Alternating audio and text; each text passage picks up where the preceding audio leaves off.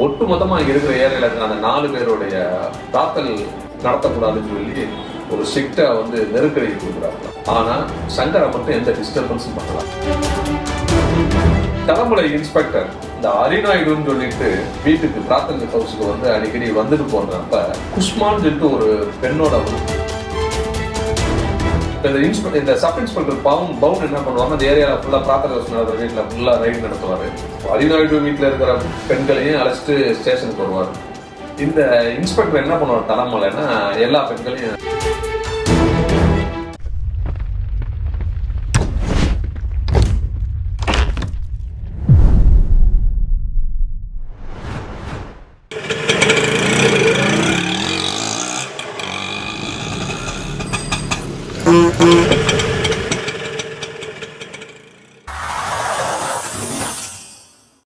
வணக்கம் அன்பு நெஞ்சங்களே. வணக்கம் தமிழ் உறவுகளே. ஆட்டோ தொழில் மற்றும் சாராய தொழிலில் வந்து கொடிகட்டி பிறந்த ஆட்டோ சங்கர் பிரார்த்தனை தொழிலுக்கு தள்ளப்பட்டது வந்து காவல்துறை தன் மீது பொய்யான வழக்கு பதிவு செய்து மொட்டையடித்து அவமானப்படுத்தியதான் அப்படிங்கிறத ஒப்புதல் வாக்குமூலம் மூலமாக சங்கர் தெரிவிச்சிருந்தார். இந்த ஆட்டோ சங்கர் நீதிமன்றத்தில் அளித்த வாக்குமூலத்தில் ஏற்கனவே இருந்த திருவான்மீர் போலீஸ் ஸ்டேஷனில் ஏற்கனவே இருந்த அதிகாரிகளாக மாறிட்டாங்க, அதுக்கு அதனால புதுசாக வந்த அதிகாரிகளை போய் பார்க்கலான்னு சொல்லிட்டு நான் வந்து ஸ்டேஷன் போனேன்.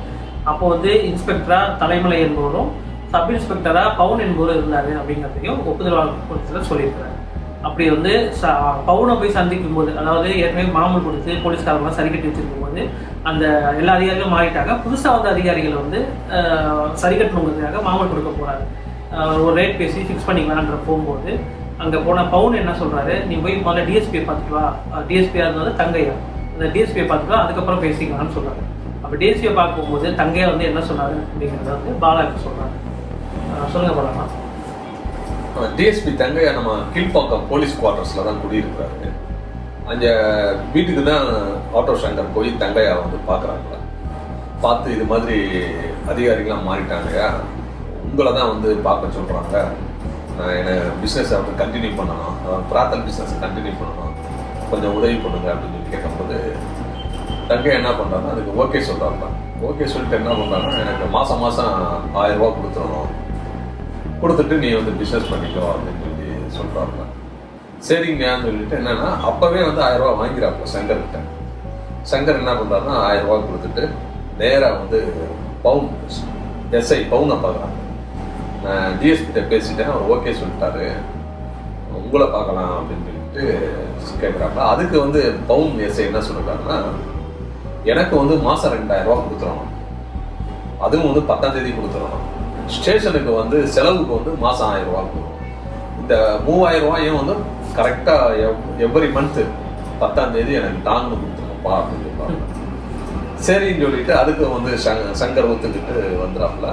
வீட்டு வாடகை மாதிரி டேட்லாம் ஃபிக்ஸ் பண்ணி மாமூல் வாங்கிட்டாங்க. ஆமாம், இதை வந்து சங்கர் வந்து ஒப்புதல் வாக்குமூலம் சொல்லியிருக்காப்புல, நீதிமன்றத்தில் பதிவாயிருக்கு. சரின்னு சொல்லிட்டு வந்துட்டாப்புல. இதுக்கு அப்புறமா டிஎஸ்பி கரெக்ட் சரி பண்ணிட்டாப்புல, சப் இன்ஸ்பெக்டரை சரி பண்ணிட்டாப்புல. அதுக்கப்புறமா இன்ஸ்பெக்டர் தலைமலைன்னு சொல்லியிருக்கிறாரு. அவரை எப்படி சரி கட்டலாம் அப்படின்னு சொல்லி யோசிக்கும் போது தாஜ்மஹால் ஹோட்டல் மேனேஜர் வந்து சீதாராமன் இருக்கிறார், அவர்கிட்ட போய் ஐடியா கேட்குறாங்க. அப்போ அந்த மேனேஜர் சீதாராமன் என்ன சொல்றாருன்னா நம்ம பாடியில் சாந்தி தியேட்டர் மேனேஜர் திருமால் சொல்லி இருக்கிறாரு, அந்த திருமாலும் நம்ம திருவான்மியூர் இன்ஸ்பெக்டர் தலைமலையும் மாமா மச்சாங்க, அதனால அந்த திருமாலை போய் கரெக்ட் பண்ணிட்டேன்னா தலைமலை இன்ஸ்பெக்டர் தலைமலை கண்டுக்கிற மாட்டாரு, நீ எப்பவும் போல பிஸ்னஸ் பண்ணலாம் அப்படின்னு சொல்லி ஒரு ஐடியா கொடுக்குறாங்க. நேராக சங்கர் என்ன பண்ணுறாரு, திருமாலை போய் பார்த்து இது மாதிரி நான் வந்து பிஸ்னஸ் பண்ணணும், கண்டினியூ பண்ணணும், இப்போ மச்சான்கிட்ட சொல்லி எனக்கு கொஞ்சம் ஹெல்ப் பண்ணிவிடு. திருமாலும் இன்ஸ்பெக்டர் தலைமலைக்கிட்ட பேசி இது மாதிரி ஆட்டோ சங்கர் வருவாப்புல, அவருக்கு ஹெல்ப் பண்ணுங்க, இது மாதிரி பிஸ்னஸ் பண்ணுறாங்க. அதே மாதிரி என்ன பண்ணுறாருன்னா மாதம் இன்ஸ்பெக்டர் தலைமலைக்கு வந்து 2000 ரூபா மாமூல் கொடுக்குறாங்க. இப்படி மாமூல் கொடுத்துட்டு தான் ஆட்டோ சங்கர் தன்னுடைய ஏரியாவில் வந்து பிஸ்னஸ் பண்ணுறாங்க. ஆட்டோ சங்கருக்கு வந்து ஒரு மச்சான் எல்லின் எப்படி ரைட் ஹேண்டாக இருந்தாரோ அது மாதிரி நம்ம இன்ஸ்பெக்டர் தலைமலைக்கு வந்து ஒரு மச்சான் திருமாலத்துக்கு. ஆமாம், பிஸ்னஸ் பண்ணுறாங்க. இப்படி பிஸ்னஸ் பண்ண ஆட்டோ சங்கர் மட்டும் திருவான்மியூர் பெரியார் நகரில் வந்து பிஸ்னஸ் பண்ணல, ஏற்கனவே நம்ம சொல்லியிருக்கோம் இல்லையா, அந்த 4 பேரும் வந்து பிரார்த்தல் ஹவுஸ் எடுத்து பண்ணிக்கிட்டு இருக்காங்க, வெற்றிகரமாக போயிட்டு இருக்காரு. இப்படி இந்த தலைமுறை இன்ஸ்பெக்டர் இந்த அரிநாயுடுன்னு சொல்லிட்டு வீட்டுக்கு பிரார்த்தனை ஹவுஸுக்கு வந்து அடிக்கடி வந்துட்டு போனப்ப குஷ்மான்னு சொல்லிட்டு ஒரு பெண்ணோட வந்து தொடர்பு ஏற்பட்டது. இன்ஸ்பெக்டர் தலைமலை. ஆமா, இன்ஸ்பெக்டர் தலைமலைக்கு வந்து குஷ்மான்னு சொல்லிட்டு ஒரு பெண்ணோட தொடர்பு ஏற்பட்டதுனால இவர் என்ன பண்றாருன்னா அந்த அரிநாயுடு வீட்டுக்கு வந்து அடிக்கடி வந்து போக ஆரம்பிக்கிறார். இப்படி வந்து போய் இருக்கும் போது என்ன பண்றாருன்னா அப்பப்ப வந்து என்னன்னா மாசத்துக்கு ஒரு தடவை ரைட் நடத்துவாங்க. இந்த சப் இன்ஸ்பெக்டர் பவுன் என்ன பண்ணுவாங்க, அந்த ஏரியாவில் ஃபுல்லா பிரார்த்தனை ஹவுஸ் நடத்துற வீட்டில் ஃபுல்லா ரைடு நடத்துவாரு. ரைடு நடத்தி இங்க ஹரிநாயுடு வீட்டில் இருக்கிற பெண்களையும் அழைச்சிட்டு ஸ்டேஷனுக்கு வருவார். இந்த இன்ஸ்பெக்டர் என்ன பண்ணுவார் தலைமலைன்னா எல்லா பெண்களையும் வெளியே விட்டுருவாங்க, கேஸ் எதுவும் போடாம விட்டுருவாங்க. இந்த விஷயம் வந்து டிஎஸ்பி தங்கையா காதுக்கு போயிருக்கு.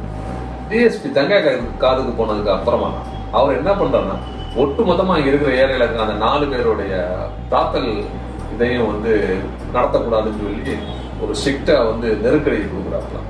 கொடுத்து அவங்க எல்லாத்தையுமே அந்த ஏரியா விட்டு காலி பண்ண வச்சுறாங்க.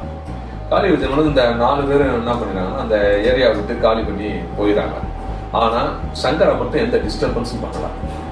ஏன்னா சங்கர் வந்து கரெக்டா கவனிக்க வேண்டிய விதமா வந்து காவல்துறை எல்லாம் கவனிக்கிறாங்க. அதனால வந்து சங்கருடைய வீட்டை மட்டும் டிஸ்டர்ப் பண்ண, அதாவது பிரார்த்தனை பிசினஸை டிஸ்டர்ப் பண்ண வேணும். அவருக்கு நல்ல இது பண்ணும். இதை தவிர வந்து ஸ்டேஷன்ல இருந்து அப்பப்போ போலீஸ்காரவங்கலாம் வந்து இவர்கிட்ட 10 குடு 20 குடு அப்படின்னு சொல்லி வாங்கிட்டு போவாங்க, மாமூல் வாங்கிட்டு போவாங்க. இதுல இந்த ராமகிருஷ்ணன் மகாலின்னு சொல்லிட்டு 2 போலீஸ்காரன் அவங்க ஆட்டோவுக்கு செலவுக்கு வேணும் 100 குடு 200 குடுலாம் சொல்லி வாங்க. இப்போ அப்பெல்லாம் வந்து 100-200 ரூபாய்ங்கிறது பெரிய விஷயம். சங்கருக்கு வந்து நல்ல வருமானம் வந்ததுனால அதை வந்து ஒரு பெருசா பொருட்படுத்தலாம். நல்ல மாமூல் நல்லா வெட்டிட்டு பிஸ்னஸ் நல்லா பண்ணிட்டு இருந்தேன், நல்லா வருமானம் வந்துச்சு அப்படின்னு தான் வந்து தன்னுடைய வாக்குமூலத்தில் தெரிவிக்கிறார். இதுக்கிடையில வந்து சங்கருடைய தம்பி மோகன் அவன் என்ன பண்றான், சாராய பிஸ்னஸ் பண்ண ஆரம்பிக்கிறான். அந்த சாராய பிஸ்னஸ் அதே தலைமலை இன்ஸ்பெக்டரை கரெக்ட் பண்ணி தான் அவங்க தம்பி பிஸ்னஸ் பண்றான், அப்ப சாராய பிஸ்னஸ். ஆனா அதுக்கு எவ்வளவு வந்து மாமூல் கொடுத்தான் அப்படின்னு சொல்லிட்ட விஷயம் எனக்கு தெரியாது, என் தம்பி எவ்வளவு கொடுத்தான் அப்படின்னு தெரியாது அப்படின்னு சொல்லி சங்கர் வந்து தன்னுடைய வாக்குமூலம் சொல்லிட்டார்.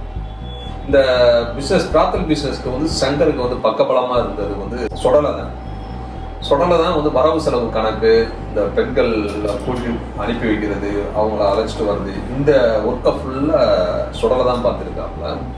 சங்கருடைய வரவு செலவு கணக்கை ஃபுல்லா பார்த்துருக்காப்புல.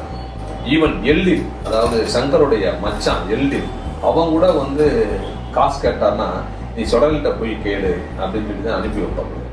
2வது வந்து சொடலையும் வந்து பண விஷயத்துல வந்து ரொம்ப கராரா இருப்பாங்க.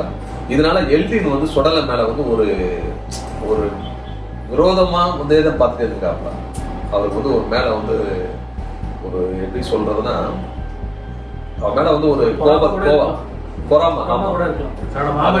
கையால வாங்க முடியல, இன்னொருத்தண்ட கொடுத்து வாங்க வேண்டியதா இருக்கு. அதே மாதிரி பாபுவும் அப்படிதான். பாபுவும் வந்து என்ன பண்ணுவாப்லன்னா ஃப்ரீயா வந்து பெண்கள்கிட்ட போயிட்டு வர்றது போவானா, ஆனா வந்து சொடலை வந்து அந்த இடத்துல விட மாட்டாங்க, ரொம்ப ஸ்ட்ரிக்டா பண்ணுவாங்க.